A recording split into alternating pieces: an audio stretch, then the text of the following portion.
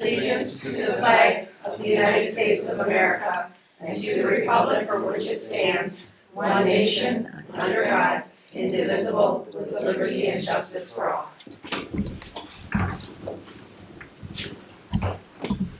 Okay. I don't know, usually we have printed out, I don't ever do the printing out part of the agenda, so we have it up on the smartboard for you. And I'll just take my notes. Typically they're sitting in here when we get here. They might be, I don't know where. Because those are 2 meetings, They might have got it intertwined with the communities and committees. So we'll go with this. So it's up on the board for you. Could I get a motion to approve tonight's agenda? It is identical to the one that we were supposed to have February 14th. We have some conflicts, we canceled that meeting, and there is one addition tonight.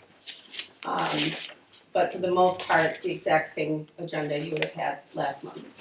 Motion to approve. Thank you. Support. Lisa, could I have just a discussion point on the agenda?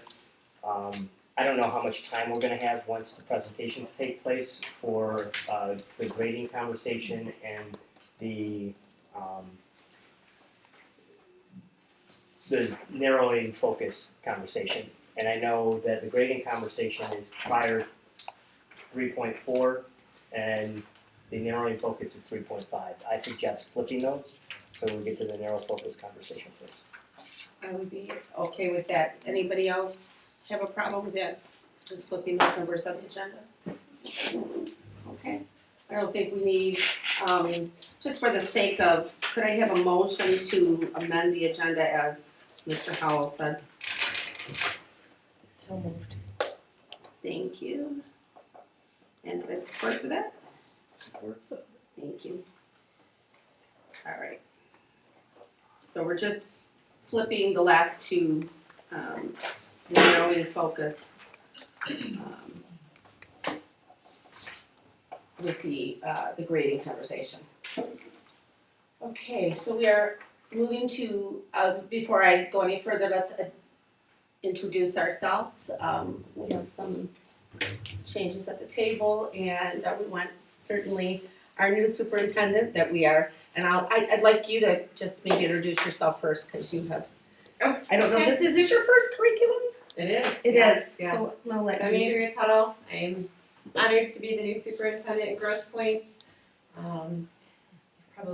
I sent out a welcome letter, so I hate to be redundant, but I was the superintendent of previous district for 14 years. In the Owasso School District, I have both elementary and secondary teaching certifications. I've taught and been an administrator at every level. Personally, I have 2 children, both at U of M. One's a junior in biology, the other's at the Ross School of Business. And so a little bit about me. I'm glad to be here, so thank you. We are glad to have you, so welcome to the curriculum meeting. We're gonna go around the table and let everybody introduce themselves, and it'll help Dr. Tuttle as well. So, I'm sure you Director of Teaching and Learning. We've met. A few times. I'm Valarie St. John, a board member. Sarah Belevedere, resident, parent, work at the ISD as a consultant, continuous improvement, secondary English, 16 years teaching experience. Christine Harris, I'm a retired teacher from Grosse Pointe, also a parent of students from Grosse Pointe who have graduated and future coming up. Marianne Modlin, a retired teacher, Grosse Pointe South and North and middle schools. Parent as well, my 2 sons graduated from Grosse Pointe. Mary Jane Failla. I came to Grosse Pointe in 1973 as a student teacher at Middle High School in music, and I've been around ever since, teaching at all grade levels. I had 3 children, went through the schools. I now have 2 grandchildren. We'll flip down to the end. Jerry Collins, board trustee. You might have met. Hello, my name is Jeannie, Polesky, and I live in the community. My 3 children graduated from our schools. My husband and I did. My parents did. And I also am an educator. I'm a principal in Utica Community Schools. And so it's a pleasure to meet you. Thank you. If I may add one thing, I shouldn't say I have, my husband and I have 2 children. My husband would be very disappointed that I said that. Feel remiss. He was part of that too. So anyway, it's fine. Yeah, I often say that. My kids, I say, oh no, they're our kids. Until they do something wrong, then they're his, right? Right? And I'm Lisa Baptist, I'm board member and also raised 6 children in the community that went to all of our schools and starting on the grandkids that none of them are in Grosse Pointe at this point, but you know, that always sometimes changes. And I'm also a teacher for 15 years and taught very briefly in Grosse Pointe at Parcells and Tropoli, so have that. And I think Marianne didn't teach my kids. Mary Jane and Christine both taught my kids at some point, you know, some of my kids. So, and Christine, she didn't say it, but she used to teach biology at South. And all my kids absolutely loved her.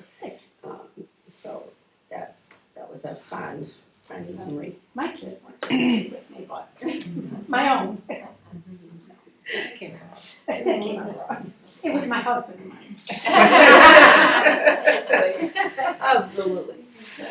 So we'll move on to information and discussion. We're going to start with 3.1, which is we have a memo, and I'm going to let Mr. Howell take over this, the library media curriculum and the curriculum guide and what's going to be going forward with that. So I'll turn that over to Keith Howell. All right, thank you. I'm honored to introduce Michelle Stackpole and Mary Beth Coffey that are going to come up and provide some background information in regards to the curriculum review process that has taken place. I'm going to pull up the presentation for you here. Just so you know that we went through an extensive review that you are all familiar with because I have kind of presented our review process to all of you through this committee.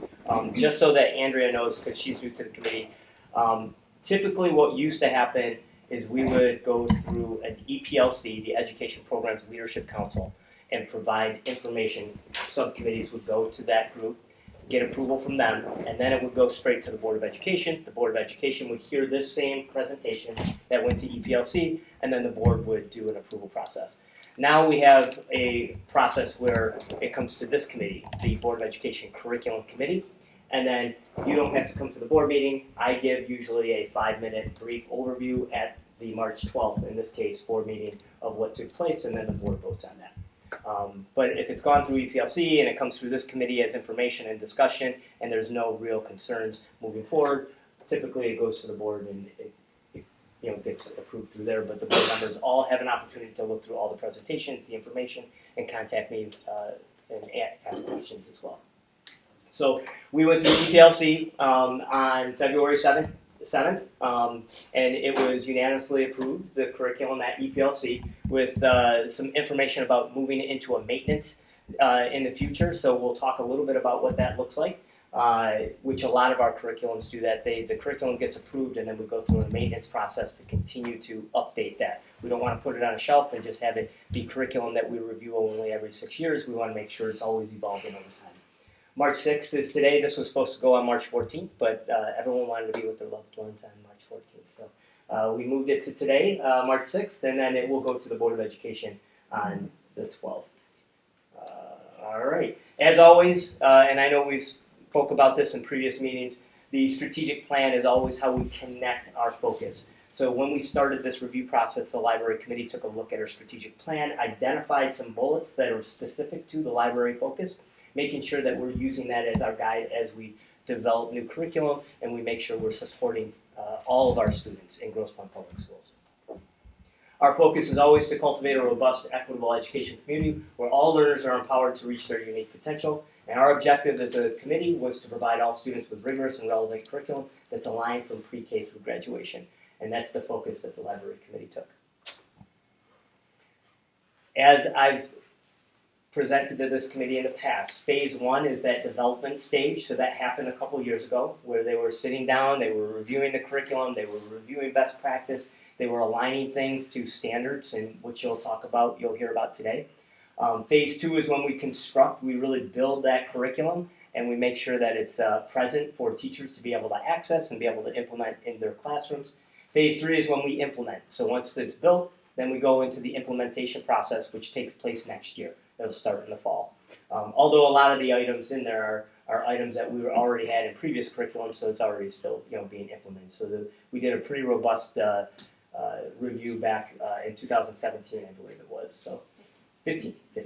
And then phase 4 is maintenance. So one of the things I want to do with all of our committees is reconvene 1 or 2 times a year, even after a review process takes place, to make sure that there's no maintenance issues that need to come up. So as I talked about in the last meeting, we had the ELA curriculum review. It got presented, and then we went through a full year maintenance review of phonics instruction and science reading. So we ended up adopting a new program specific to that. So we are always looking to get better and always wanting to have that maintenance approach in place. All right, so the history of the library media curriculum. You know you're getting social sims too, did you? I'm Mary Beth Coffey. I am full-time library media specialist at Ferry and also work at Mare Elementary School. And with my partner here, who I will allow to introduce herself, I'm department co-chair as well. I'm Michelle Stackpool. I am department co-chair K-12 library, and I am full-time library media specialist at Monteith and at Mason as well. So to take you back a little bit, as Keith alluded, in 2015, the department went through a robust overwrite of the library media sciences library media curriculum. They based it on the American Association of School Librarians standards, the Michigan Educational Technology standards, and the Common Core ELA standards. At the time, those were kind of the 3 front runners. We combined all 3 of those and tried to figure out how best can we get these to suit Grosse Pointe. In the course of that time, there was federal legislation. No Child Left Behind became the Every Student Succeeds Act, all these other kinds of things, and the technology piece was removed as a standalone, and what a standalone content area for federal standards. And what they said was that we need to make sure that technology is taught in context in classes. So it's integrated into the everyday curriculum. So that kind of changed a little bit of our focus. Right about that same time, 2017, the American Association of School Librarians created a crosswalk with the, I always get it wrong, International Society for Technology Education, or ISTE. They created this crosswalk where they combined the library standards with technology standards. We decided to use that crosswalk of those 2 standards, given that it was already set, and it aligned really nicely with what we were trying to do in the past with the 2015. So using those 2 sets of standards, we then moved forward to create the curriculum that we're presenting here today. So some of the things that we have done in our committee, we're working, like Mary Beth said, with the AASL and also the Future Ready librarian standards as well as the ISTE standards. However, due to some reorganization of staffing, we decided to eliminate the Future Ready standards and just focus on the American Association of School Librarians and the ISTE, International Society of Technology Education. So we have 12 student exit skills, 2 per ASL standard or shared foundation, and it's the same throughout young 5s through 12th grade. So you'll see Mary Beth's going to present that to you in just a minute. So we redesigned our document and the exit skills for the standards, and then it really works nicely with the crosswalk of those 2 organizations. And then we have duplicated those into a document that's broken up into 5 grade levels. So for us, we have it broken up as high school, middle school, upper L, middle L, and lower L. And that's, Mary Beth will talk about that, kind of like a working document for teachers, but you'll see the overall pictures. We met as district media specialists to present, to review what we had before, to critique what we had before, and then work together as a team to embed activities, resources, and collaborate on this shared document that you're about to see. So we have, Whoops. sorry. There you go. Here, I'll click. Or just click on the blue letters, please. Thank you. So we have our document here. I think it's been forwarded to everybody as well. At the top, this is right here. This right here is the just helps. Every map needs a key, right? So in our curriculum key, I was a social studies teacher. Sorry, it just keeps coming out. So it has a key to help you understand kind of what you're seeing as you go through. Then as could you I'll scroll just up? scroll up. Thank you. Keep going, please, until you see this part. Yep. So what we have here, Michelle referenced the 6 AASL foundations. Those are inquire, include, collaborate, curate, explore, and engage. We broke each of those down into 2 exit skills each. Those exit skills are from young 5s through grade 12. It is essentially the same exit skill, and what we're doing is to pull out what does the skill look like in young 5s, what does the skill look like in grade 2, what does the skill look like in grade 8, and then what are we wanting our students to graduate with at grade 12, having kind of accomplished all of these things.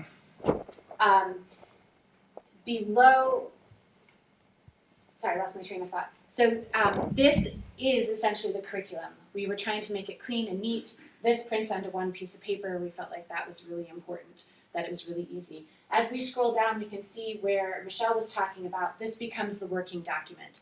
This is part of what Keith was referring to as kind of our maintenance. We kind of got a jump start on that because it's important to us that this is a living document, that this isn't something that is created and static and set aside and we reference it only when we need to remember what was that exit skill again.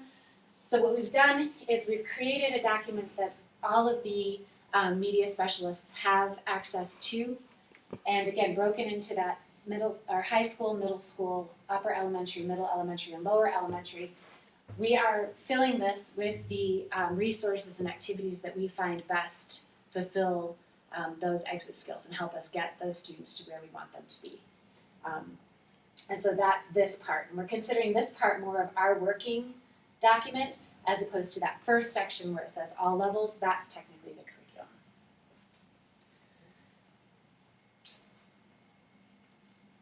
So because of the changes in the laws and that technology should be integrated into everything that we're teaching in our classrooms, it's especially evident in our library curriculum. We incorporate a lot of technology into the curriculum, and then these are just some of the things that we're doing outside of the classroom and in our classrooms when we talk about technology. So many of our librarians are part of the Wayne Risa Maker cohort. We have STEM lessons, activities, and implementation in the library, and we push out our activities and lessons into the classrooms. So we do have some time built into our days to go into the classrooms, collaborate, and work with the teachers and bring that technology with us. We have lots of examples of STEM activities based on literature. Wayne Risa gives us a lot of good resources that we can use, and a lot of us have been able to build our own examples of that. We have 3D printing projects happening at all grade levels, and I believe all of our buildings at this point. Some media-based projects including green screen, podcast creations, coding lessons and projects happening at every grade level, and robotics introduction and projects at every grade level. So this is in addition to all of the other work that we're doing in the library with the students, but we're keeping this a part of the curriculum all the time. You can see bits and pieces of that embedded into those 6 foundations and the 12 exit skills that go from there as well. So it's not like we're adding on to it, it's all kind of integrated in. We want to highlight that since that was an important part of not only federal legislation, but it's an important part of building these future citizens. I think the goal is, at any given time, any lesson should really include several of those foundations into one lesson. And so that's what including the technology, the literature, some of those things is helping to accomplish. And so having received approval from the EPLC, we're bringing it to you all and hoping that we can also gain your approval so we can move forward with this curriculum. We're really excited about it. The team is really excited about it. We've been working pretty hard on it. Not that should influence anything. We're excited about it. We feel good. We went through a little bit of staffing restructuring and that kind of knocked the wind out of our sails a little bit, but now we're feeling really good about what we have created and what we hope this will add to a student who's been educated in Grosse Pointe. So before we open it up to questions, I just want to thank both of you for one. And just let everyone know that a 7 to 12 minute presentation doesn't really justify the amount of work that goes into a review process. This was a 2-year process of regular meetings, diving into 4 specific areas. We always look at, is it aligned to best practice? Is it aligned to the standards? Is there a level of teacher usability? Meaning, is this easy for teachers to use that we know that it's going to be implemented then? And then lastly, and probably the most important one, is student responsiveness. How do students respond to the resources and the activities that we put forth in front of them? And that's part of that maintenance piece that always is ongoing. So we'll be using this curriculum moving forward, and we will be making sure that our students are responding and our teachers are able to use it. And then if any changes happen with respect to best practice or respect to standards in the area of library media, we'll make sure that we adjust accordingly. But I just want to thank both of you. Nicely done. I know I've had many conversations with the two of you, and I get the pleasure of knowing all the work that's taken place. Now, we'll open it up to any questions that you might have.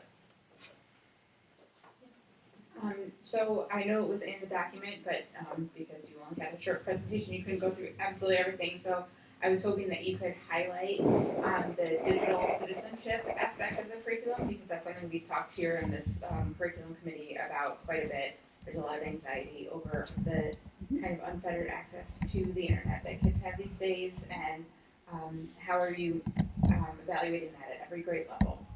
Sure. We're going to go all levels. If you go to, I don't think those are linked, so if you go to this, might be linked. Anyway, then if you scroll to that all levels portion. So we have, a little too far. There we go. So we have ethical use, and within Engage, we've broken that down into 2 areas. And these are, Engage is the American Association of School Librarians. Ethical use and digital citizenship are part of the ISTE standards. So these are directly from the TEC standard, the International Society of Tech Ed standards. We've broken these down into 2 exit skills for Engage, and they specifically approach that. So digital citizenship specifically, students engage in positive, safe, private, legal, and ethical behavior when using technology and understand the importance of maintaining a positive, lifelong digital identity and footprint. And so really getting them, even at young 5s, to learn, we break it down to your grown-ups get to tell you where in your yard you get to go.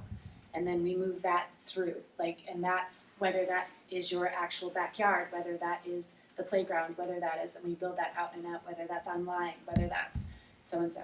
And really trying to pull that thread through all the way of, first of all, you always check to make sure that where you're going is safe, and then once you get to that point where you're determining safe or not, how do you determine safe? And how do you determine what is safe for you? And that's all kind of built into that. There's a resource that quite a few of us in the elementary level at least have been using called Common Sense Media, and they do a really great job of breaking down some of these, higher level ideas for younger kids. I'm trying to think about some of the lessons. Yeah, I know that we focused on in the lower elementary levels. Hang on 1 second, because of course now that we need to share, I can't think. Online safety. I was going to say even with being safe, responsible, and respectful online. Talking about password protection. These are all examples of lessons that we have already embedded into this curriculum or into this living document that teachers can pull up at any time. So that's definitely something that we're all using. I know at the middle school level, talking a little bit more about their passwords and not sharing passwords and just being safe online. I know Common Sense Media sends out regular emails with links to. Today there was one that came through that I sent out to our staff. That has to do with some of the latest trends that kids are talking about and doing online outside of school that we as educators, especially us in the library, need to be aware of. If we hear these things, make parents aware, stuff like that. So we are definitely trying to plant that seed at a very young age.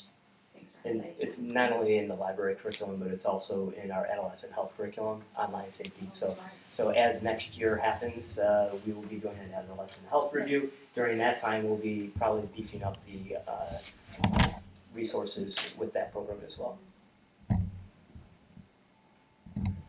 Any other questions from this group? So, I have, so the links, I can't really tell, are they, like supplemental things for teachers to help with that particular, task that you're looking for at that time? For the library teachers, yes. Right, Yep. exactly. And some of them are resources. It might be a website that has some good information.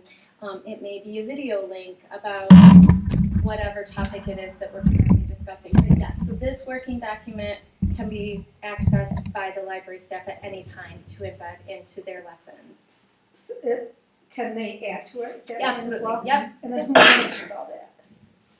Awesome. It's us and then the two past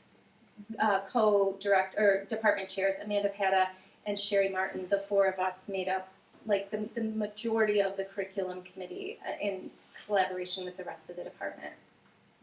And we've kept them on because we are both elementary. And both And so- fairly new to the department. Yes, that too. So They've to been very have helpful. that secondary hand in it is really helpful, and they both graciously agreed to help us with that. And to your point as well, some of these are actually lessons too.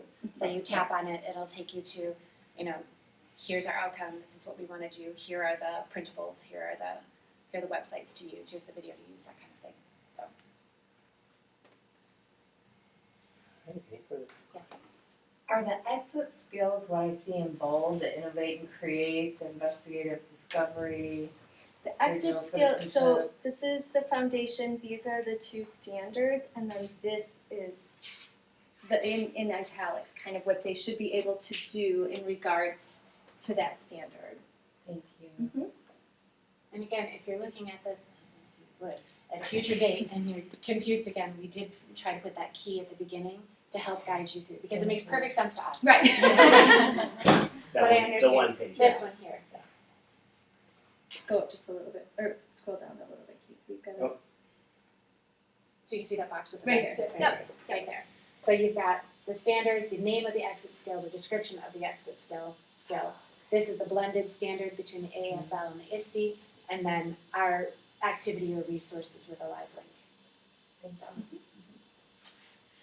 I guess I just like, if you could, I think for everybody would be kind of interested, can you just like really quickly tell us like how the library, and what kind of like FaceTime you have with the students at the elementary versus middle versus high school, what that looks like? I think that would be. So at elementary, they go on a 4-day specials rotation, so A, B, C, D. So we are seeing those students on their assigned day weekly. And then we also have a little bit of time where we may be able to push into the classroom or co-teach and collaborate with the teachers. At the middle school and the high school level, it's a little different. The teachers at the middle school and high school level make appointments with the media specialists to bring their classes in, or for the librarians to go into their classes and teach. Same at the high school level. I know Amanda Pata talked about pushing in quite a bit in the freshman English classes or in some of the science or social studies classes, and she's helping co-teach the lesson that's not only connected, to our curriculum, but embedding some of these library skills so that they can take those skills and then put them into practice in their other subject areas. So it does look different at the various levels. and at the high school level, again, to speak to that, to talk about the two extremes, she chooses freshman English because everybody takes it. And so she knows that she'll get a touch on every single student that comes into that school, granted, given that they don't transfer in later. But she has that touch, so she knows that she can plan a lesson that will hit a bunch of these exit skills and make sure that she's keeping track of who did she miss, how is it moving, and then when she sees them again, gee, did they seem to remember that? They didn't, okay, let's refresh that as they come back for astronomy or whatever they come back for. And so she's been really conscientious, I think, about making sure that she has that, establishes that initial touch with every single student, and then is making contact sophomore, junior, and senior year to come back and make sure that she at least reaches as many of them again as she can to hit a few more of those. I also know, because I was at the middle school level for 13 years prior to this, and there are some like core projects that take place. I believe it's in 6th grade. She always, the librarian at that time would always work with the 6th grade English teachers, and they would do a project they call it the red carpet. So the kids had read a certain book for a book project, and instead of just creating, a boring typical book report, they set it up kind of like, a premiere to a movie, and the kids dressed up, and they gave presentations and gave out awards, and so there are like certain things that are always touched upon in the libraries at the various grade levels, at the middle school at least. How are we helping the 5th graders? Because as you well aware, I'm sure that the 5th graders used to be in that rotation at the elementary, and then we reconfigured and put them in the middle school. So how are we supporting our 5th graders in the library in terms of library? They're accessing the program the same way 6th to 8th grade is. Yeah, I understand that they are they kind of have their own hallway and they have their own as 5th graders, but they do still have that touch point with the librarian, and the librarian makes a point, because that is their entry point into middle school, to make sure that they're coming in, whether that's through English class or social studies class or that kind of thing. It's different at the secondary level just because we don't have that built-in touch point. And so it is a matter of teacher collaboration, and the librarian and the English teacher or the social studies teacher really trying to work hard to make sure that this works together. And what we're finding is, for the most part, it works really well. We do get those touch points. That's good, because that was my concern when they lost that rotation in being moved to the middle school. They lost that component in 5th grade. So. Well, and I think it may even in some ways be a little bit easier because they aren't rotating classes, like they're with one teacher for the majority of the day. So I think this is just my opinion, that the librarian may be able to connect more, with that particular teacher, instead of the kids kind of scattering. They're with this person for science and this person for English. They're kind of static in that one room, and so they may be able to do more with those teachers. Any other questions? Anybody? All right. Thank you very much. This is member of the Board of Education. I will present them, and I'll Okay, thank you. You know the word is when. Yeah. Thank you very much. Right. Thank you both very much. Thank you for coming. Appreciate it. Thank you. Lisa, you want me to continue with the agenda? Yeah, why don't you, moving on. All right. Next on the agenda, we have our counseling department. I would like to introduce Judy Gaffrey, Amanda Bolden, Jenny Sherman, and Beth Shahusky. They are going to come up and present information in regards to our 5-12 counseling curriculum review process.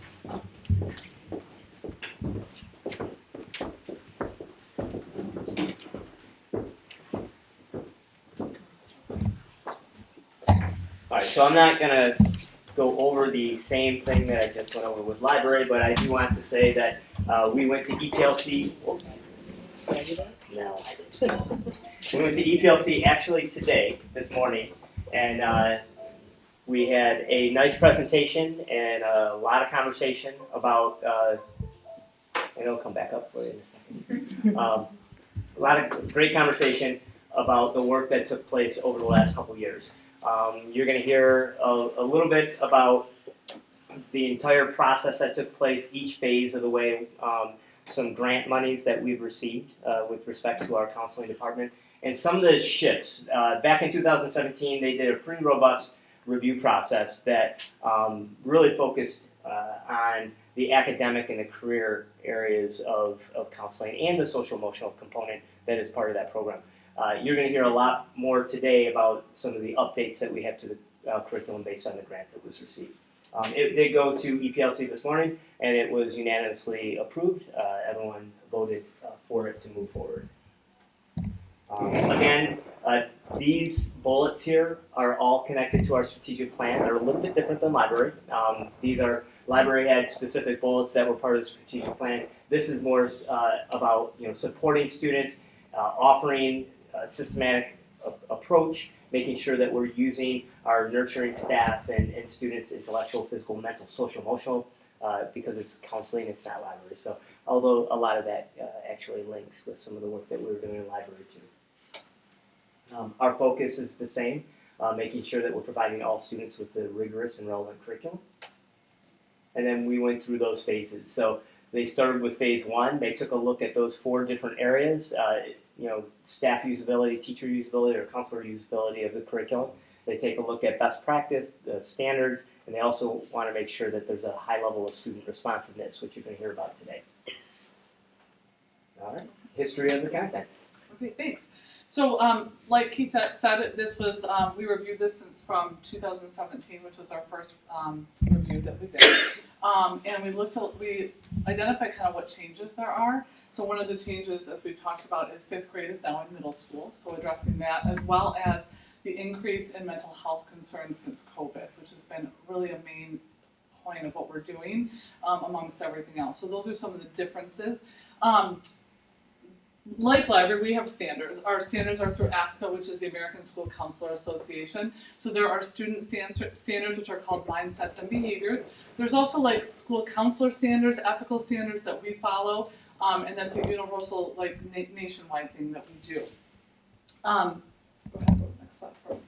So this is what I wanted to kind of start with, though, because it what we're going to talk about today are some of the updates to our curriculum, because we do feel like we have kept most of the same things from the academic, a lot of the personal, social, and the career development pieces. But I want to talk a little bit about what like counselors do and what our curriculum surrounds. So we have 3 domains, and then it's academic, college and career development, and social and emotional development. So everything we do falls within those 3 domains.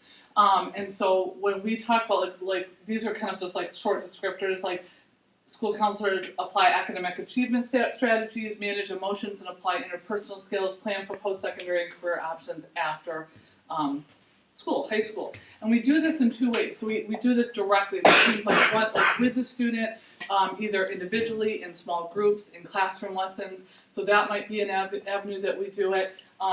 It's also indirect, like consulting, collaborating, doing referrals, because we're not therapists, so we might give referrals to outside resources that students need. So these are how we are doing this. And when it comes to that direct student thing, that's like 80% of what we're doing is that those direct services with students. And everything falls within this. So I know attached, you have links with our 33-page curriculum that's in there, and in it we cover all the things we do: academic, college and career, social, emotional. The one thing I really like about this graphic, there's 2 things. First of all, you can see them kind of like going together, because so much of it does go together. Like if a student is having a really difficult time with their depression right now, they're not going to do well in the classroom. That impacts their academics. It could also impact their confidence or where they see themselves after high school. And so it all kind of comes together sometimes, which is why I like that graphic. The second piece about the graphic, which you're going to hear throughout our presentation, is that if you see the triangle, oh my gosh, I had a blank, but the triangle below, this is our PBIS, which is that positive behavior and supports. So this is tier 1 is the green, tier 2 is the yellow, and then I think that's red, that kind of looks orange. That's tier 3. So as we talk about the next couple things that we've included in our curriculum, we look at those different levels. So tier 1, that green, all students have a counselor. We're assigned to you from 5th to 8th grade or from 9th to 12th grade. So you travel with that person throughout your time there so we can get to know you and you can get to know us. And so that is a tier, like we are accessible to all students. And most of what we do is something that is for all students. So for instance, I know when students come into 5th grade, the counselors are going to be like getting to know them. This is what the role of a counselor is. This is what we do here. We want you to feel comfortable with us. And they do different lessons around that within the classroom, individual meetings with students. Just like in high school, we do the same thing with 9th graders. We want them to know who we are, what we do, so they feel comfortable in accessing us. So that's something that we do with counseling. So in the slides to move forward, what we're really focused on are the differences, the changes, the additions we've made to our curriculum. One is a curriculum piece that we're going to talk about, and one is a strategy piece that we're going to talk about. We wanted to give you a little quick snapshot about what we do. The next slide is going to talk about our kind of review process that we went through. I do think that I talked about ASCA, and that's one of the main places we get professional development. So there's the American School Counselor Association, and then there's the Michigan School Counselor Association, where we attend the conferences, and that's been part of our review process, is getting that professional development, and obviously we're not the only school district that are having the same needs across the country. Yes. I'm going to talk about a curriculum that was adopted since 2017, and it was, we were fortunate enough to receive a very generous grant from the Grosse Pointe Foundation for the SEEDS program, and that is the social emotional for encouragement and development grant that we received. And it is a program called TRAILS, and TRAILS stands for Transforming Research into Action to Improve the Lives of Students. It's evidence-based, a skills-based curriculum, and it's targeted intervention. It's one of our Tier 2 supports that we're able to implement. Last January, group of mental health individuals from each building were extensively trained by TRAILS staff in order to start implementing this curriculum. So we would have hour-long meetings each week to go over the curriculum, go over any questions we had, and then we were implementing this with groups that we established within our buildings. So we did Tier 1 training with them. We got access to all of their social emotional lessons that would be available to all of our students as needed. And then we were able to get trained for that Tier 2 curriculum intervention that would take place. I think we all started in March last year. So we, some buildings ran one group, some buildings ran two, and we were able to work with the people who were trained to implement this curriculum to some students who were identified. It is a cognitive behavioral therapy approach to group, and it's about 7 to 10 weeks, and we each ran 10-week groups last spring as our kind of pilot, and we are getting feedback continuously from the TRAILS coaches as well. As part of that, what's I believe the beauty of the curriculum that we were given with this grant is that if someone were to leave the district, a person who was officially trained could easily get that person up to par to be a group leader with the students. So we have access to elementary curriculum and secondary curriculum for that. So for instance, I'm at Pierce Middle School, and our first group was a group of grade 8s. This year we've done a 7-8 combo, and in the spring we're getting ready to do a 5-6 combo for our next group. So it's something that is dynamic, that is growing. We've gotten trained on it, and our students have been really receptive to it. The next slide will show you some of our measurements that occurred from across all secondary buildings after that spring implementation of the curriculum.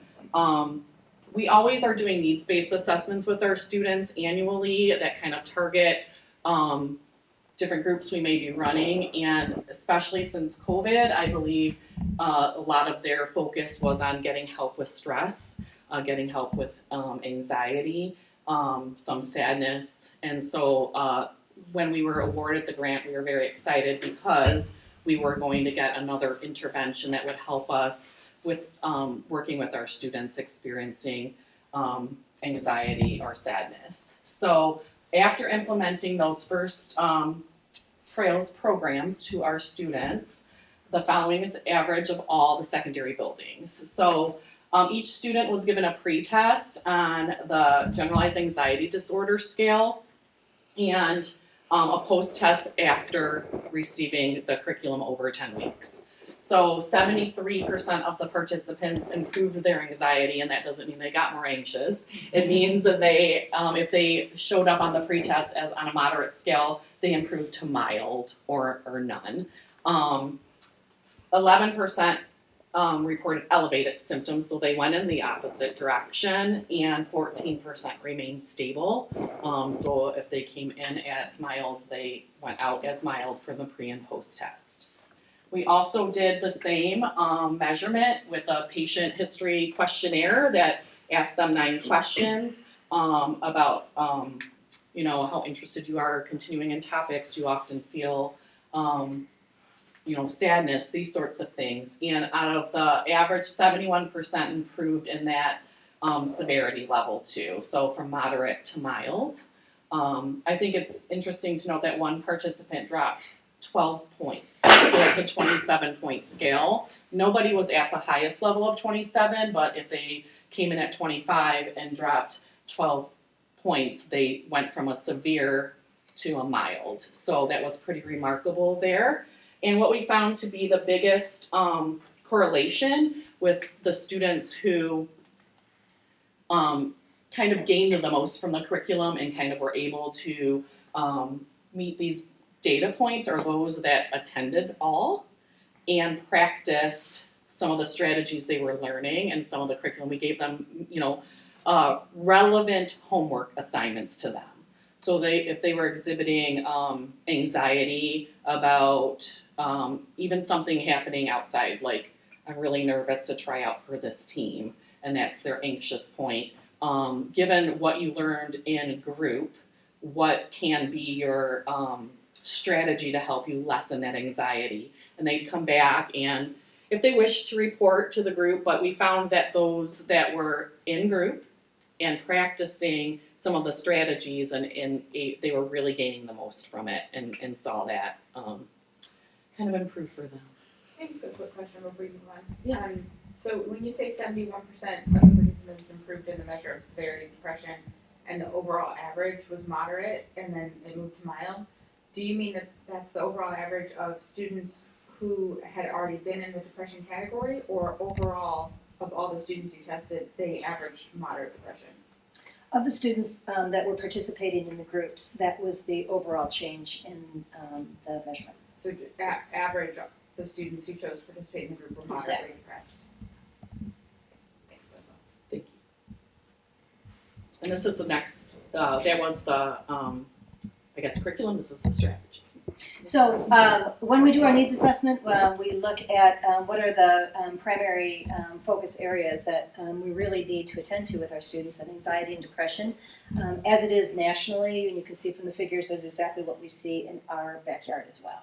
One of the other really generous grants that we had gotten from the foundation was to create a chill room.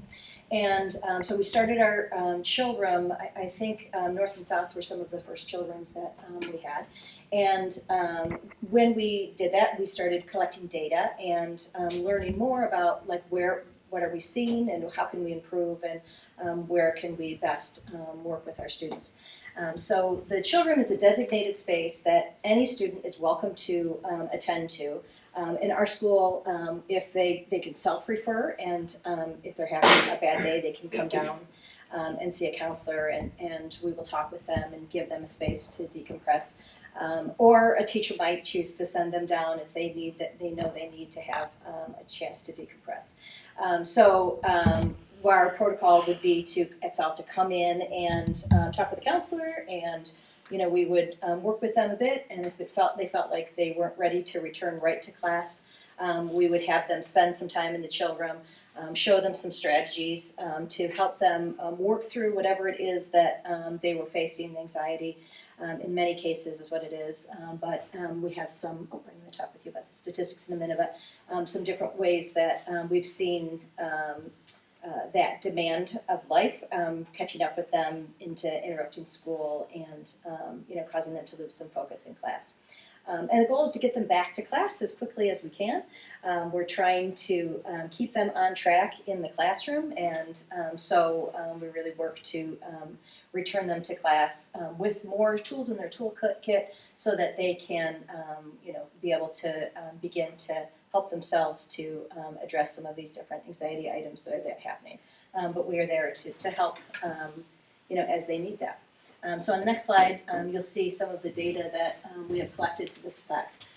We have, I think, it's cool to see that it was well utilized for the last 3 years that we were collecting data. It was closed for COVID, of course. One of my favorite things is the respondents reported that they worked on calming strategies in the chill room.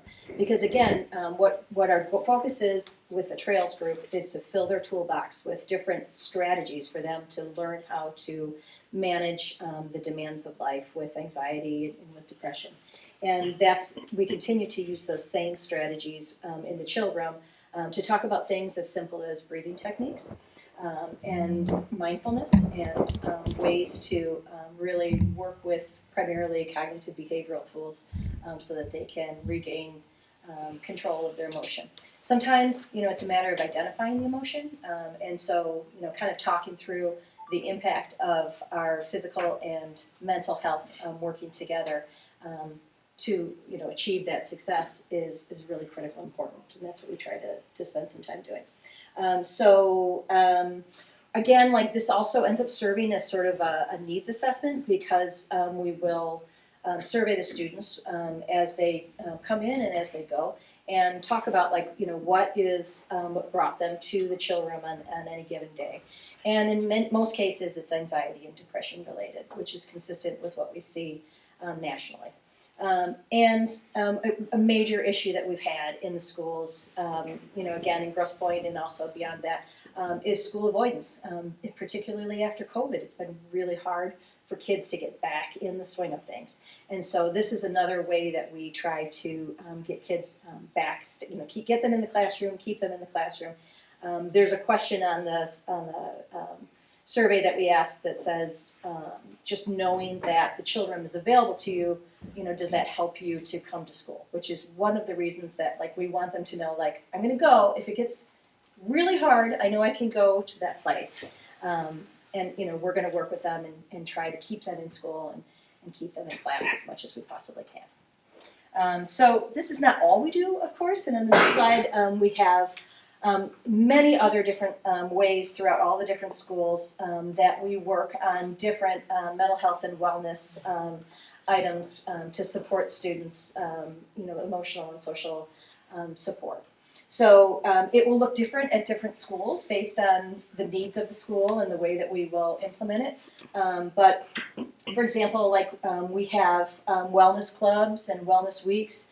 Our kids love, for the last, I think, 5 or 6 years, we've brought horses out on the front lawn at Grosse Pointe South, and it's quite a sight to behold. But we don't just bring horses out, we also have this equine therapy person who will talk through, this is how horses interact with ourselves in order to work through some calming strategies. And, it's not something they can do every day, and it's a pretty exciting way to catch their attention and, again, kind of talk about the relationship between our physical health and our mental health. But doing things like our therapy dog visits or our Tier 2 meetings, these are all ways that we integrate mental health into our academic environment so that students can become balanced, well-rounded folks who pay attention to all aspects of their health.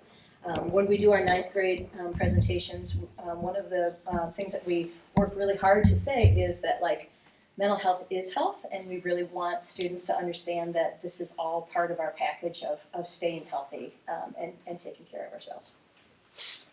Okay, and I will. So we are here, we came to EPLC this morning and got approval, and we are seeking board approval for our updated curriculum. Questions? Thank you so much.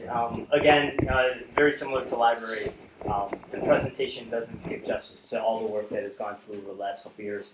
If you take a look at the curriculum that was presented and some of the links that were provided for you, you can see all of the research that goes into this process and also making sure that we're aligned to best practice and standards.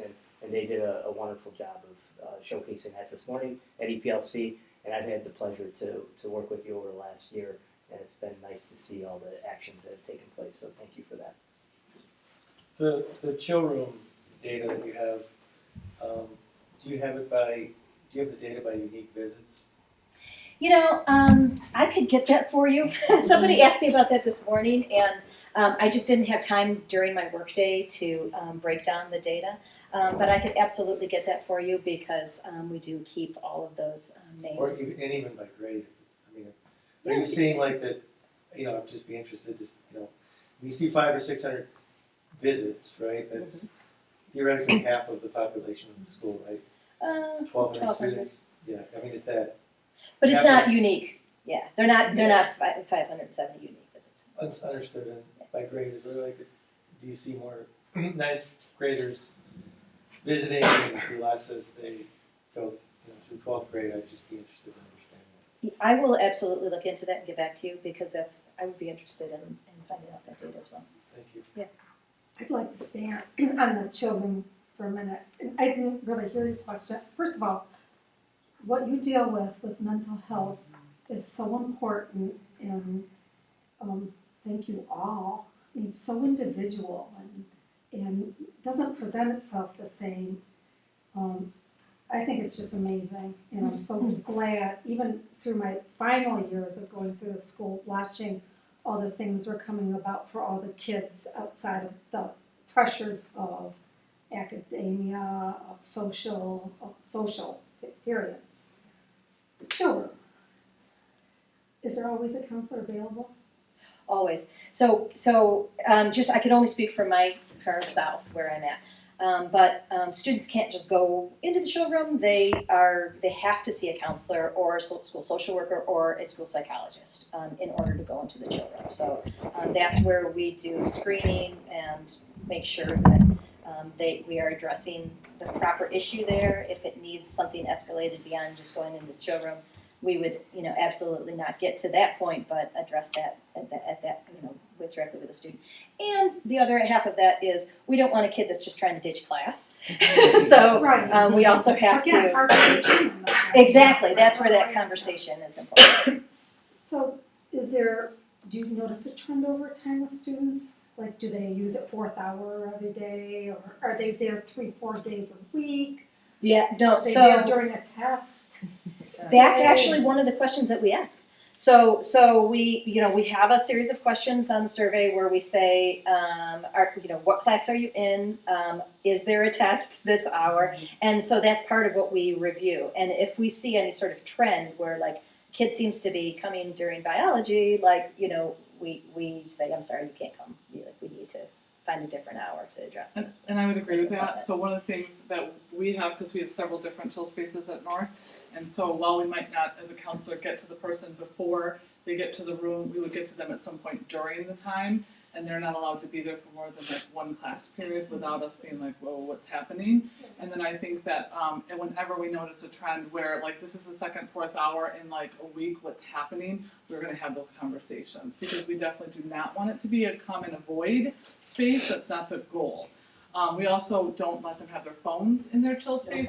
So like them wanting to be in a space without their phone is unlikely for too long. That's absolutely true. Yeah. So we try to make it pretty by having we'll have a charger out in the room outside, and we're like, oh look, you can charge your phone. Because there's no phones. There's no technology involved in the chill room at all. So in the chill room, it's one individual, not. No, it could be more than one. Yeah, it could be more than one individual. Yeah. It's one for us.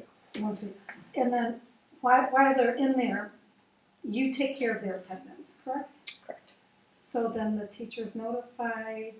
I mean, how do they So on the attendance, we'll say I'll put in the code for counseling, and I'll put in their chill room and put my initials. So that does that give them extended time to complete, or not to snowball on the reason why they're in there to begin with, but as far as classwork? Yeah, I think sometimes it's appropriate where one of the cognitive distractions they might be working on is to perhaps look at Schoology or do something like that, but mostly avoid taking a break from the school is what we see students doing. Yeah, we don't allow any tech in there at all, so they couldn't even be on Schoology. But are you asking? Does that mean they get an extra day to do their homework? We're not providing ways for them to avoid. Let's say it's a test, not even an assignment. Maybe it was a test, and they seriously had to go to the children. So, yeah, I mean, we'd have to work that out on a case-by-case basis. So I had a student had a panic attack, and they had a panic attack, could not take the test. I talked with the student, we got calmed down, we are in the chill space for a little bit. I emailed the teacher, I say, hey, we can't do the test. This is the plan to take the test at this time. So part of that is helping them problem solve when we're actually going to do the thing as well. But it's really case by case, so we can go through a million examples of what might happen. I have a question too. So in the past, I've had students sometimes go down to the children.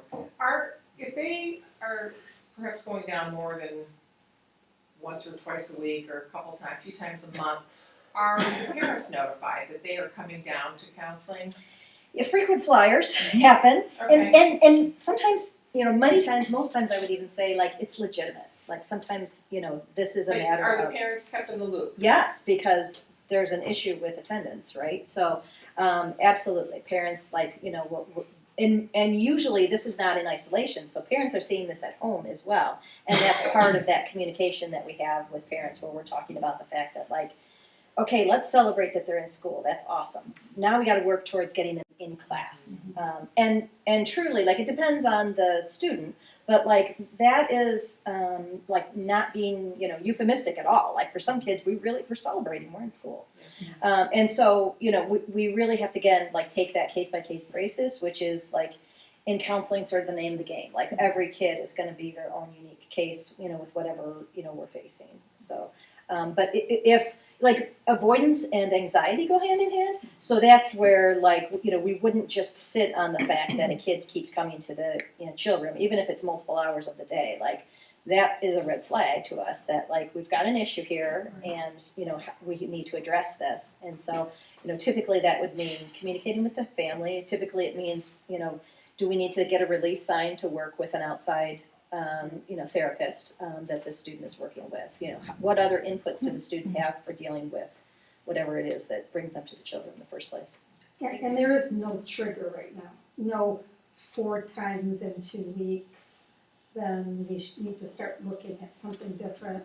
I mean, I'm just. No, like are you saying like we're tracking it and when it hits this point then we call? Then we No. for sure. No, it's not like it's case by case, yeah.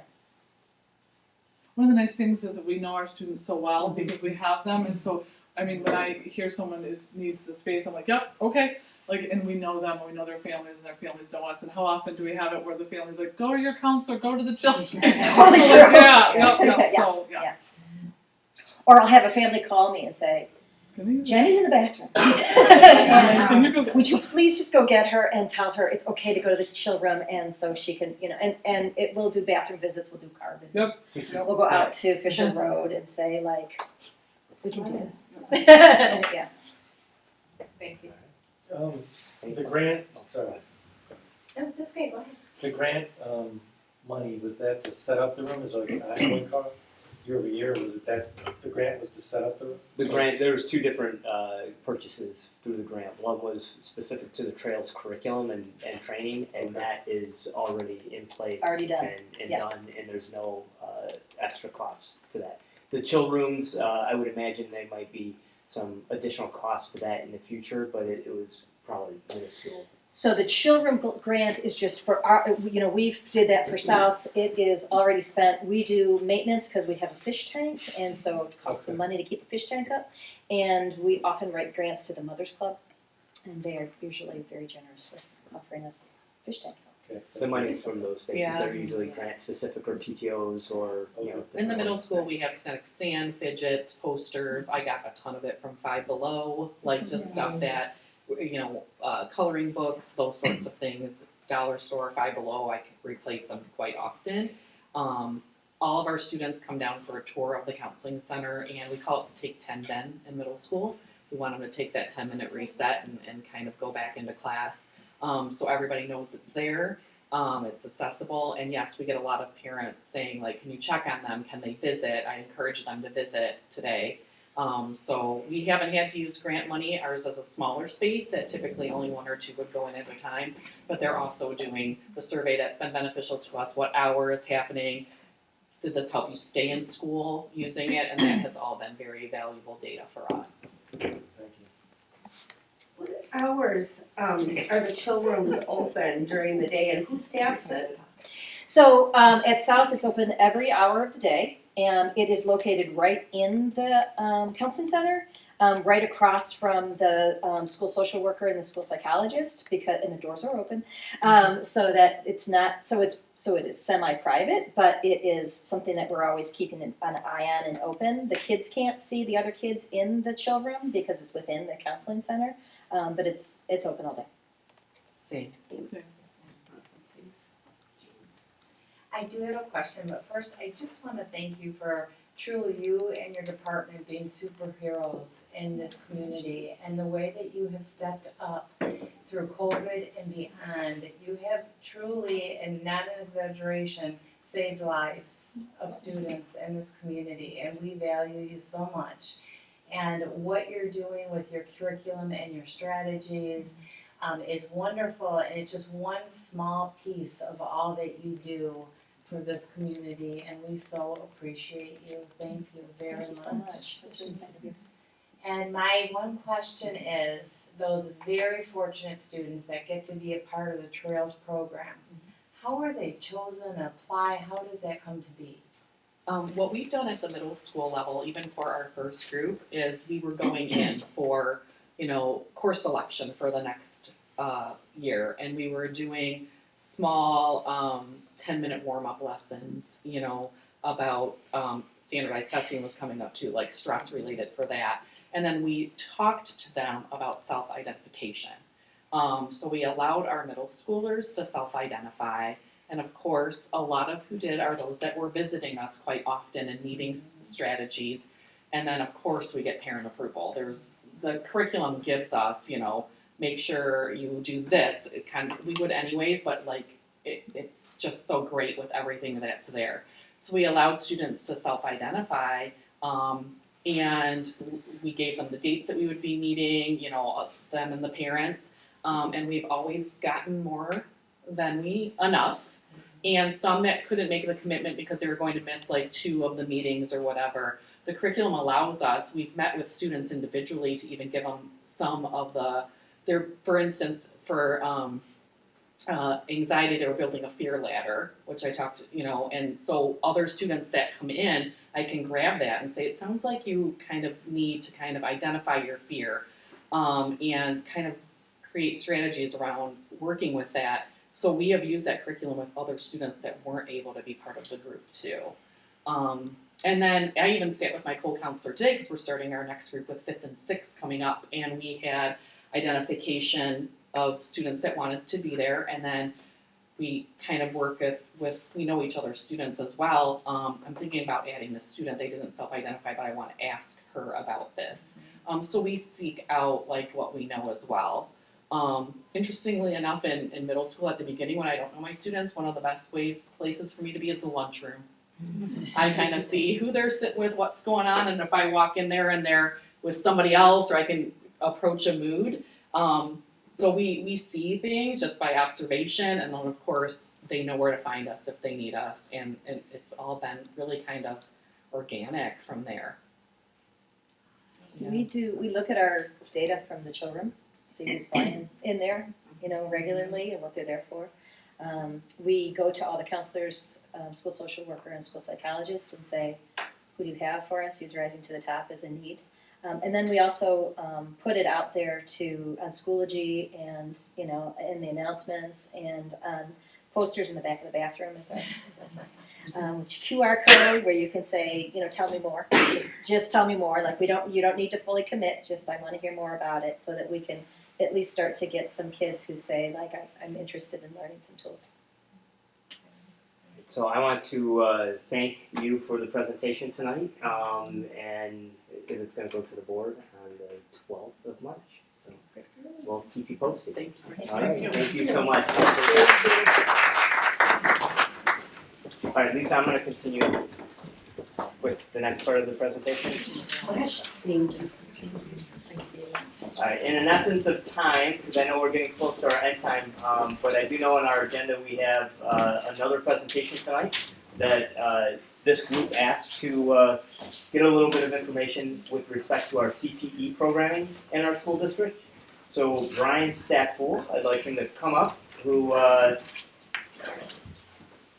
is our CTE liaison for the school district, has done a ton of work to get very technical education going in our district and thriving in a lot of cases. And I know that we all had some questions in previous meetings of what CTE is, why can't we just have a new class tomorrow, and there's a process, and there's a reason why we can't do those types of things. And Brian's here to be able to give his presentation and also answer any questions that you might have.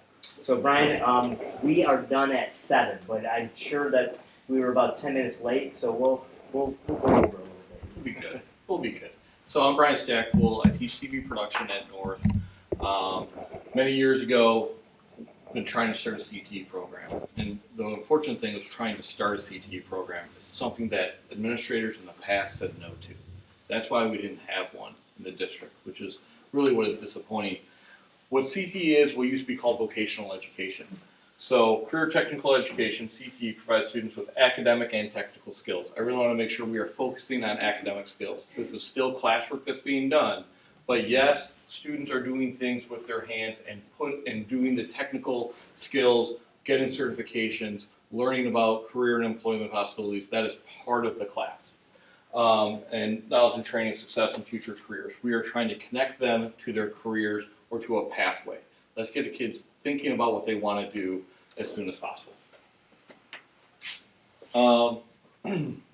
If you have a CTE class, it has to be a series of classes. It cannot be just one class. It can be two, right? So we have, like, for instance, Computer Graphics 1, Computer Graphics 2. That is a CTE program. TV Production 1 and 2 are culinary programs. They provide some more options from, like, you're getting culinary and then you can go into the other culinary classes, global foods and advanced culinary. So there's some different options, but it needs to be a series of classes. You need a teacher that is specifically certified in CTE. That means they have to have a standard CTE certification, which is now part of their teaching credential. It used to be a separate credential that they had to earn, or an ACA. And an ACA is that we can bring someone from industry in to teach the class. They need to have 3,000 hours in the previous 10 years in that field to be ACA certified. This is how we were able to get some teachers into the classroom. Right now we have a teacher shortage. We have a massive CT teacher shortage that's been around for several years now, and why the state has really moved along and advanced this ACA, which makes it easier to get industry professionals in the classroom.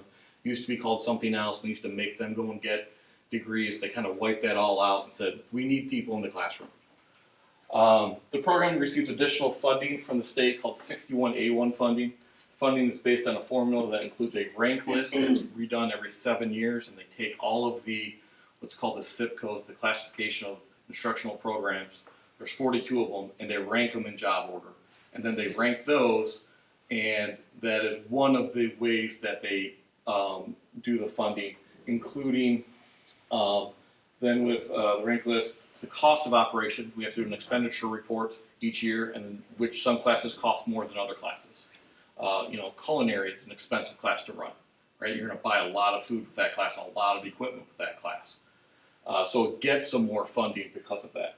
And then enrollment, which is the other driving factor in how you do it and the formula that you get each year. Can you predict what your next year's CT funding is going to be?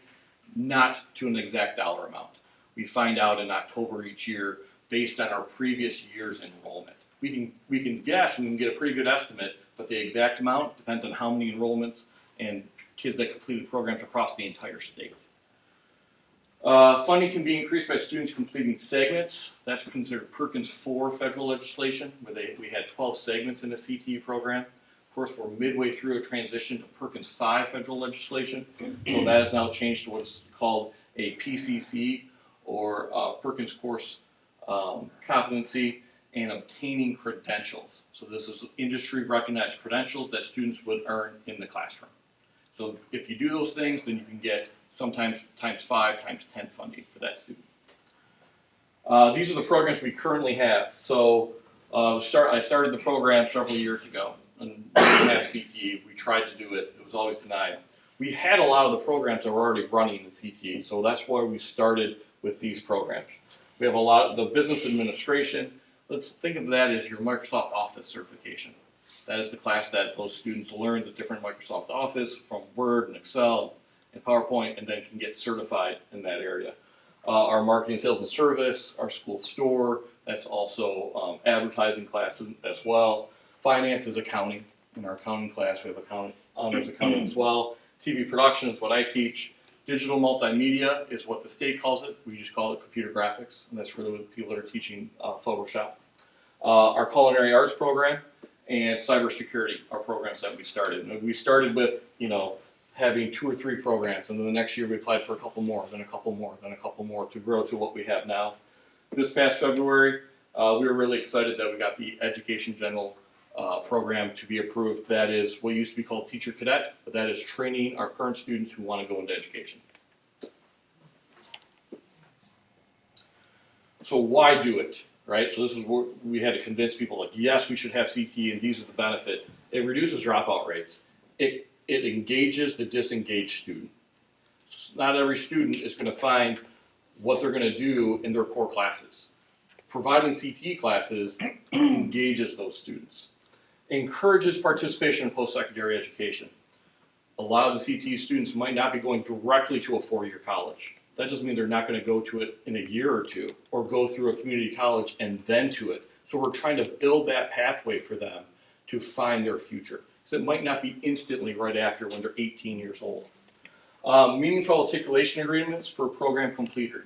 You do the program, you get a C or better, you pass the industry credential, you now have articulated credit with various programs that we have throughout the state, and we're always trying to increase those locally as well. We have industry recognized credentials that help improve employability. The state is one that goes and says these are the credentials that you can approve for this area. So we have different ones for business and marketing and TV production.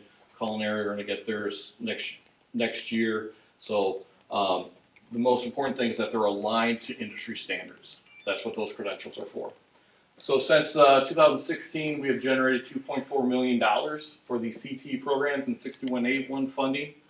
90% of 6181 funding has to be spent on programming improvement. Equipment, professional development, supplies, things specific for TV production. Can I buy a desk? No, because every classroom has a desk. Can we buy specialized equipment for the culinary program? Yeah, that's pretty easy. Not many other programs are going to need a mixers or a new oven. But we can't just buy or replace the roof leaks. We can't replace ceiling tiles with CTE money, because that you would need to replace in any classroom. So there is, some people think, oh, we have unlimited funds, we can buy anything. We can't. It's a very specific things that we can buy, and it needs to be for that program and for program improvement. So, and we're always looking, how do we grow CTE? How do we get more kids in it, and how do we get more programs? So, as we started at first, even in 2015-16, we have to go through Wayne County. When you look at the other counties, they are very different than ours. In Wayne County, it was a different application when we started. They have now changed the application process and made it a little bit more difficult. You have to have an advisory committee, that's industry representatives, post-secondary representatives, and parent representatives that review the curriculum that you have, review the need for it, and then recommend that and agree to serve as your kind of guides throughout it. And you have to have advisory board meetings twice a year. Once they approve it, you submit it to Wayne Risa. Wayne Risa then goes to what's called the SEAC and the Workforce Development for review. That's usually May and August. And then districts upload the documents into the CTE portal. Then the state will look at them for that time, which is October. And then we go to the next slide. And then in November through January, the state will eventually, yes, that's where we just got the Education General. You need to have a PSN or a program serial number. That's the official thing we need from the state to say, yes, this is a real program that the state recognizes. Once the program's approved, the program will be generating funds based on student enrollment. So you can have student enrollment and get improved in the same year, and those kids can count towards funding right then and there. And that's what we were able to do. It doesn't count past students, though. Funds generated during the current year will be dispersed beginning of October. Ineligible programs to start because the occupational demand is met and current high wage, high demand threshold. So you have to prove certain things. It has to be high demand, it has to be high wage areas. Marketing, they're saying that in Metro Detroit, we have met our demand in that area. So they're not going to start any new CTE programs. Same thing for radio, TV, graphics and printing, agriculture, and culinary arts. Those programs we couldn't start now. So some of those programs we have now, and if they go away, we're unlikely to get them back.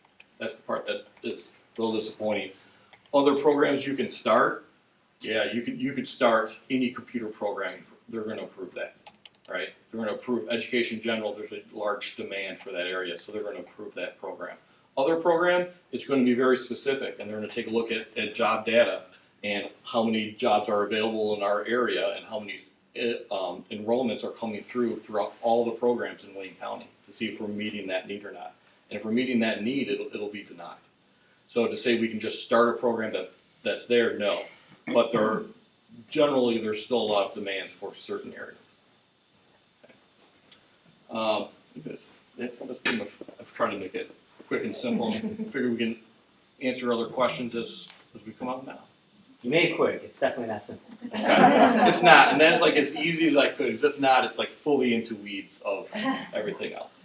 Yeah, I really appreciate you explaining to us that it has to meet Wayne County's opinion of what the need is in Metro Detroit and not just what our kids might like to do, which is unfortunate because I'm sure our kids might want to move elsewhere and do a thing that has a high need, but it makes sense that it's money coming from Wayne County. So do you have an idea of new CTE programs that both our students want and are likely to be approved by Wayne County because of the demand?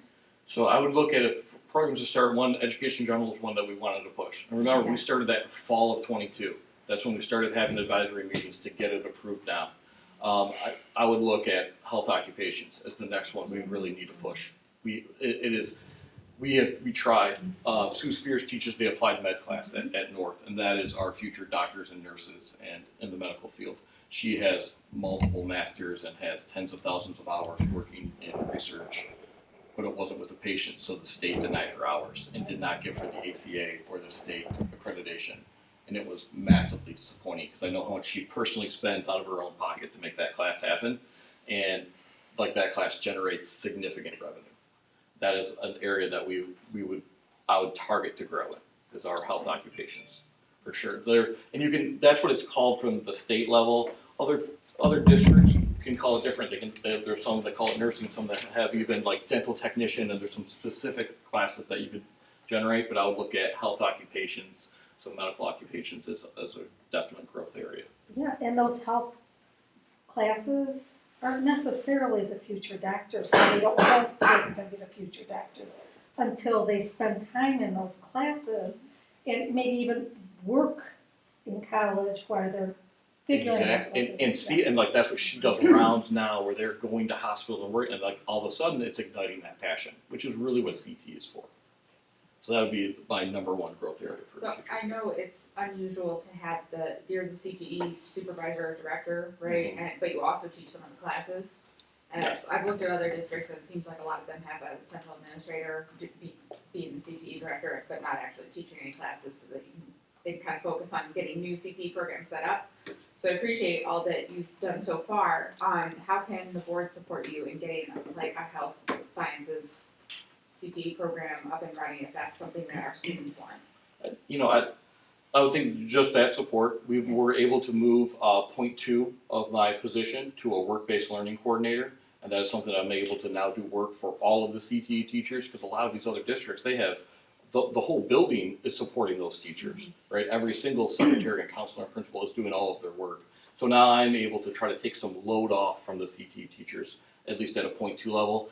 Work-based learning is one of the things that's allowed under that program improvement, so that's how I was able to get the point 2 out of that to do it. If I may interject, when I started my teaching career, it was actually in Texas, and I worked at a career tech school. I was the program coordinator for hospitality services.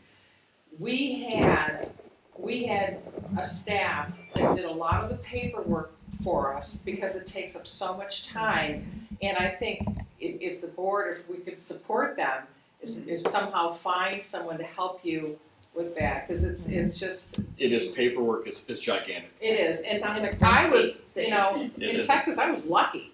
And I mean, we had two support individuals that worked with us, and I think we had our own separate building and schools. This was in the El Paso Independent School District. I think we had about 10 high schools, and they would bus the students in. And I always used to say we didn't always get the best blueberries, and we had a great school, we had great programs, and but again, we had such a supportive staff, And that's one thing, I know I was around when you started CTE, and that's very close to me, because that's what I used to do. And I never saw the support I felt that I had. So I think it would be great if we could somehow support you or support the program with support staff, because I know it's a tremendous amount of paperwork. It is. That would be an area, especially taking the burden off the teachers. Yes. That'd be my number one goal. Yeah, I mean, because you have so much to do to begin with, developing the programs, running the programs. It's a lot of work. Even like now, I'm trying to do it as much as I can to get Yes. the credentials, and I'm starting laptops and getting through them and working with the tech department. That is the future work that because we only have like a couple programs that have to do other credentials, and within 2 years, every single program, and it is like I'm looking at what's going to have to happen to make that, and that is a definite problem. Yeah. So that would be an area, just some support, even tech support, doing something, a dedicated time to, oh, I'm now going to run the credentials for your class, and I come in and run that credentials. Are there any of the classes that are at either of the schools today that lend themselves or are allowed to be taught online? So, as far as and be a CTE program, yeah, you have to go through in your application process, and if we wanted to now, you could have virtual delivery as an option. But that means that the state has to work with us, and that's what we were able to get with Education General, so we could have both high schools get some of the instruction, and then the rest of the instruction is going to be at Richard or Barnes or wherever their placement is. So that was one aspect that I thought was really a great idea, was to try to, that way we could get as many kids as possible, because it is enrollment too. We need as many kids as possible in the class. Well, I think to your point about the support, there's a threshold that has to be met to be able to hire that support to take the load off of everyone else, but you gotta get to that threshold. Right. So it like finance, accounting, those could potentially be taught, or have students that are online, or teach it online? Or? It could be. I don't know if those classes, and I know like the state has to individually approve it. Okay. So I think like what I would do is do some research and find out who's doing it across the state and how they're doing it, and go off of that model. If we wanted to do that, especially trying to say like how could we get both schools to be doing that. Yeah, I mean, I know I've looked a lot into what Anchor Bay is doing. They got a very big program with the support staff around that program, but they've done even things with auto stuff, like auto tech type things that, maybe, people think, I don't know why people think this, but like, well, we wouldn't have that at Grosse Pointe. Why wouldn't we have that? We used to have it. We used to. That's why my classroom's next to it, right? And like one of the problem is that you teach kids how to rotate a tire, but when that equipment breaks, it's hard to replace it. And CTE, now we have the best. If you take a look at my classroom, it is the best. It is, to me, some beyond college level, what we have.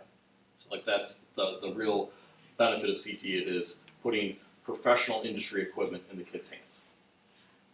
Brian, at the same time, we have to make sure the staff is certified. Yes. And meets all the requirements, so that's some of the challenges. Yeah, I understand it's Yeah. potentially a 2 to 2.5, 3 year process. Right. When you decide you're gonna do something, but I think there are those opportunities, especially with, like you talked about, with industry, like maybe a CTE.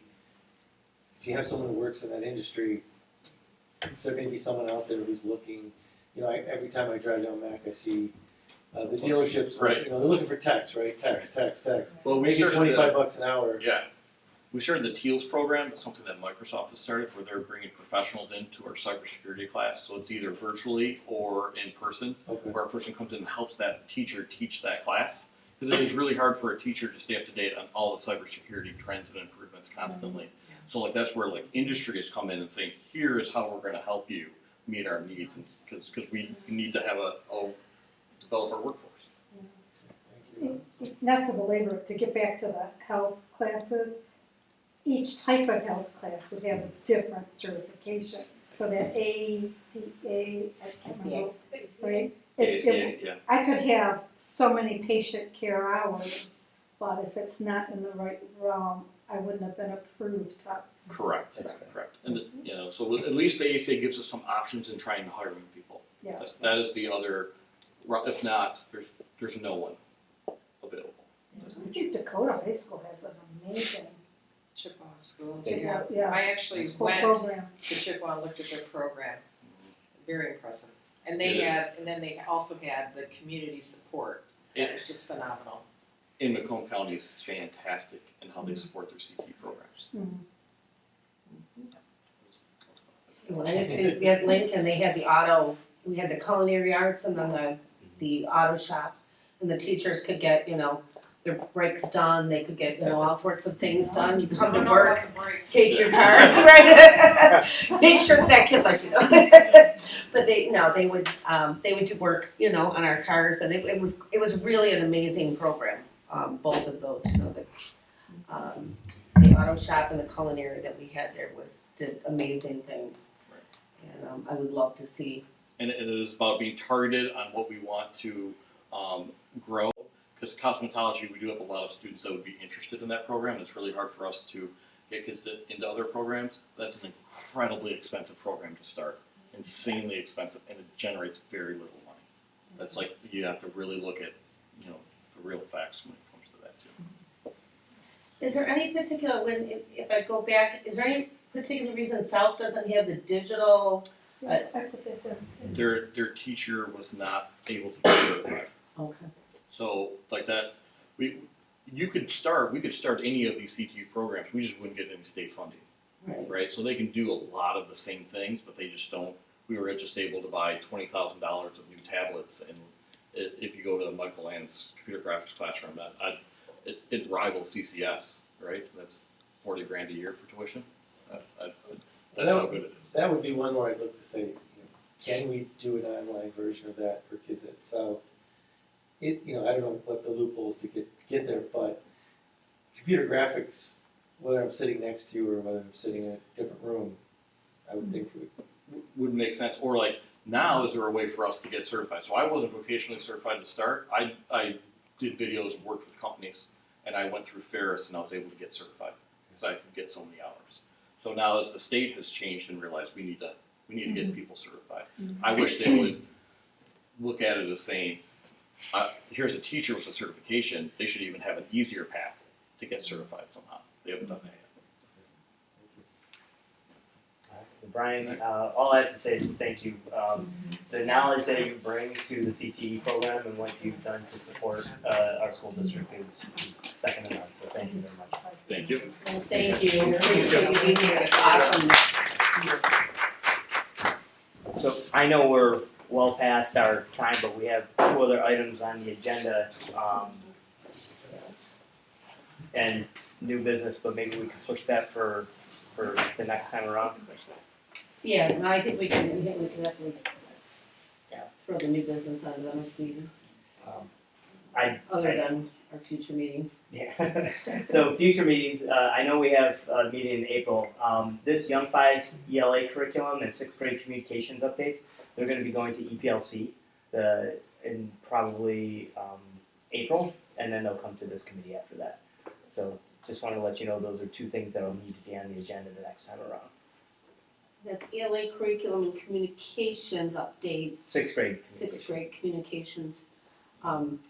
Sixth grade communications, like the class, the sixth grade class communications. They're in a maintenance review right now because they were recognizing that there were some standards that were being taught in one space and not in another space, and they wanted to have a consistent level of instruction between the three buildings. So with reconfiguration, there was some things that adjusted, and they've been meeting this year, and they will be presenting and making sure that they have a more aligned and consistent curriculum with that program. Are they seeking, I assume, board approval? It's a change of the curriculum, so yes. Right. Yeah. Oh, they would be looking at that in May. Would that be? Mm-hmm. Yeah, it would go probably to the board meeting in May, and then it will be implemented for next year. Okay. So moving into the focus activity that we've been, so we're going to wait on the grading. I think we flipped these, right? Right.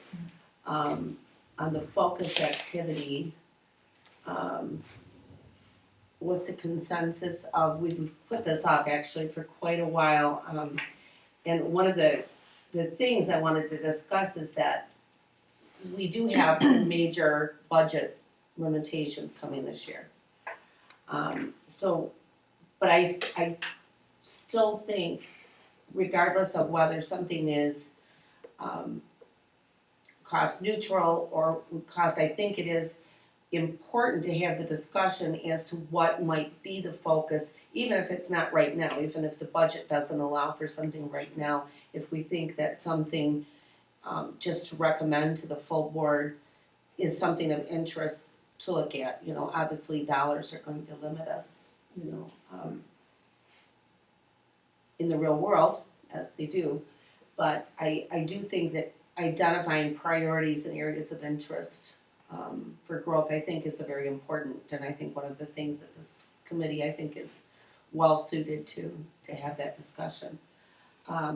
Lisa, do you mind if I give a 2-minute synopsis of what took place at the last meeting, and then I can kind of share what our consensus was when you went across the table with everyone, and then I can give you my thoughts as well right now. Absolutely.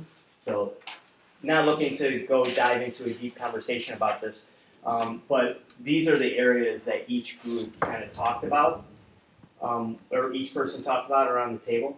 So, 6 of you, and this isn't weighted, it's not a weighted, it's just what you brought up. You gave 3 things that you wanted to consider. Early childhood, there were 6 of you that felt that early childhood was an area to focus on. Consistent grading practices, 5 of you said that. Career and technical education, 4 of you said that. Gifted and talented, 3. Visual learning, 3. Middle school, high school study consistency, 2. IB school, international baccalaureate schools, 1. And professional learning communities, having a revisit the effectiveness of that. 1 person said that. I didn't, in essence of time at the end, I didn't really give my thoughts too much because I know we were at the end of the meeting. In my mind, there were 3 areas that we really need to focus on in this, as a school district, and I said this back in January, I believe. 1 was hiring a superintendent, 2 was stabilizing central office, and 3 was balancing our budget. And I think our budget is the area that has to have the highest level of focus right now. And then when I think of some of the things that are on this list, the virtual learning component might be I'm thinking, what is revenue building? What are areas that we should have conversations about? Virtual learning, I know only 3 of us kind of talked about it, but maybe that's something that could be a revenue building focus. So maybe that's something we should be looking at. And then early childhood committee, I am thinking that early childhood is a very big component of this school district, looking at bringing families into our district and making sure we're focused on that. So I know in January I gave the message that whatever comes out of this committee will go to the board president and the superintendent, and they will drive us in the next direction. So if they're going to say we want an ad hoc committee or something, or if they want to say that we want to take a deeper dive into virtual learning or the early childhood or gifted and talented grading practices, I think it needs to be those 2 that kind of are making that determination based off of our recommendation. But I don't know if we're at the point where we can give a solidified answer of what we want to look at as a committee, because we haven't had enough time to really dive into that. So I just wanted to share my thoughts and just make sure that everyone kind of heard what I was thinking. I agree with you that the focus needs to be on, if we don't want to make these deep budget cuts, we need to look at what is going to generate revenue in the future. Yeah, I mean, I think there are some things on there that may take time and time away from doing other things, but developing consistent grading practices really costs us anything, right? Except time. Right. So that being said, but yes, the virtual learning portion and the early childhood education, with the thought that it's revenue neutral or revenue generating, and certainly revenue generating in the sense that you're capturing kids that are going to stay in the district. So I think that's something we're going to look at. All of these things are a time commitment that the first has to be the budget, but if there is something that's low-hanging fruit, like you said, career and technical education, yes, we want it all. It's probably a 2 or 3 year process, but if there are ways to bring virtual learning into career and technical education that brings us revenue, super, without a lot of time and cost expended. Right, absolutely.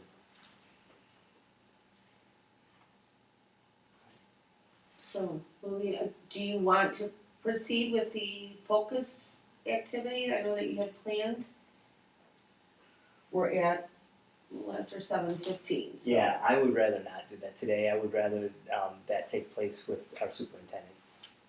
And she was unable to be here the rest of the meeting, so I'd like her to be a part of that. Yeah. I agree. Right. No, I agree.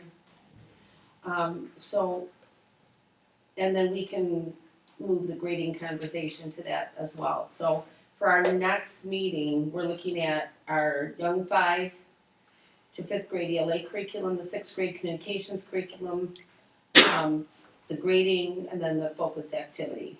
Would that be did I capture everything that we were discussing? Right. Take a note of that.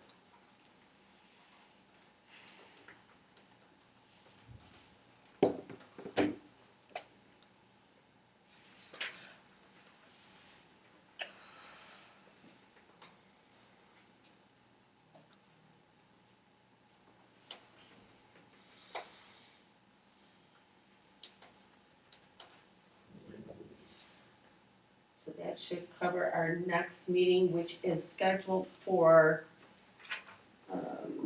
bear with me, do you have it in front of you? I have to look it up on the master schedule myself.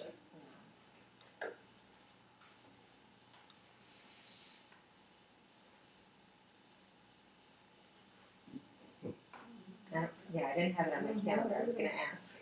Yeah, I don't either. Yeah, I don't have it on the calendar either. Let me look, it's the calendar that, Next meeting. let's see, we have. You can't. We have it scheduled according to the calendar that Sean sent out, the 17th is the Okay, so- date. April At 17th. 6:30 to 8, April 17th, yeah, Wednesday. It's not on the calendar for some reason, the master calendar. I'll have to check into that.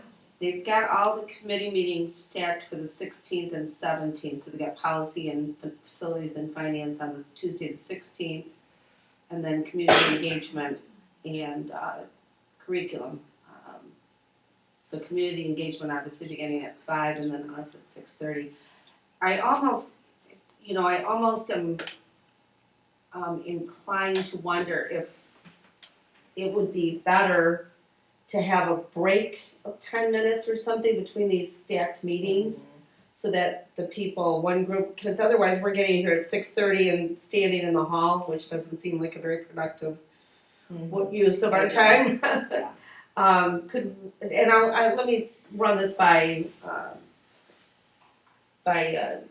Andrea and Sean and Ahmed and see how they feel about it, but I would be inclined to, would 6:45 work better for everybody? That way we've got a little bathroom break and they can clear the room and we can come in so we're not standing in the halls at work. I'll broach the topic and with that one. 5:45. Well, they've got, according to what I have on this it's, unless they're moving, are they moving all those meetings back to 4 o'clock, do you think? They were originally scheduled for 5 and 6:30. That's what's on this calendar. Okay. So that's a question too, if community engagement is starting at 4 to 5:30, then we would be 5:45, which would be. I have both, the second meetings on both nights starting at 6:30, but that's from That's the original calendar, and I know that there have been some issues with facilities and schedules and all sorts of things, so, how about I have that conversation and Keith and I, we can talk to the others, and I'll send an email out this week so you can plan ahead. So we're not waiting till the week of, and let you know so everybody can kind of plan their. I know April starts and we start spring sports and everything, right? So everybody's schedule gets like crazy, right? Well, and it's spring concert season too. Right. So Monteith's is the week before, so. Yeah, so yeah, it's thank real you. nuts. Alright, so with that, number 5, public comments. Do we have any public comments? Okay, no public comments. Committee member comments, anybody? Great presentations tonight. Yeah, they were. Yes. Very good. Very thorough, very nice. definitely appreciative, but we have great staff. And it's really great to have them come in and meet them. I know a lot of them, but anyways. Committee member comments, anyone else before we, with that, I will say we are adjourned. Thank you. Thank you, everybody.